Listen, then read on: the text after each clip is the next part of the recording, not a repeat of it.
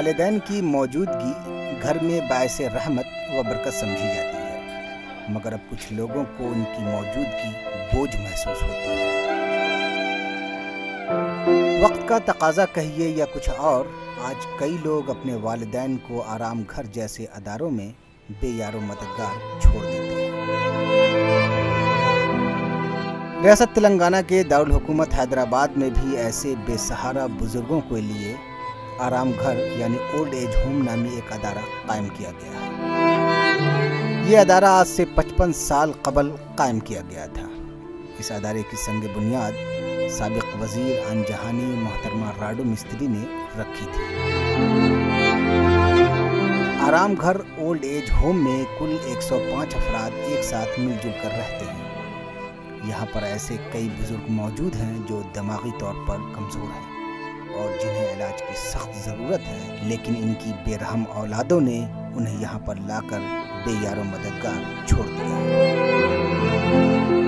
یہاں پر کئی ایسی خواتین بھی موجود ہیں جو آج بھی اپنی اولاد کی منتظر ہیں اور ٹکٹکی لگا کر ان کی راہ اس امید سے دیکھ رہی ہیں کہ ان کے بھی اچھے دن آئیں گے اور انہیں بھی سکون سے جینے کا موقع ملے گا۔ ہم حیدرآباد کے تھے، مگر ہمارے پتی چھوڑ دیا تو ہمارا ابا رکھ لے رہی میرے کو 20 سال ہوا یہاں کے۔ بچہ ایک لڑکا ہے پڑھ رہا، ہاں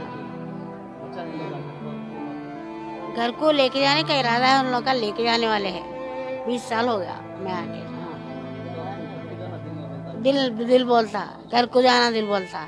اس آرام گھر میں 2 وقت کا کھانا ملتا ہے۔